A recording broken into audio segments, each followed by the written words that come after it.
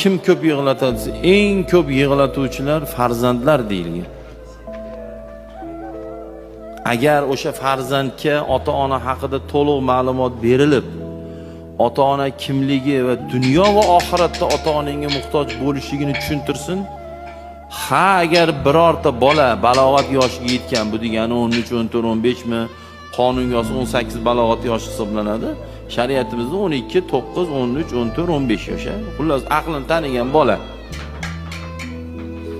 Agar shu ma'lumotni bering, otasi yo'q bo'lsa, uyda onasiga baqiradimi, gap qaytaradimi, xo'mrayadimi, do'q qiladimi?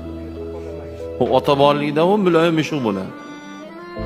Agar shu ma'lumotni bilsa, farzandlar ota-ona ko'chib ketib, ha desa, bo'ldi, uy senga qoldimi, kenja o'g'il, sen qaraysan deb qarab tashlab berdi o'ylaysizmi? Talashadi.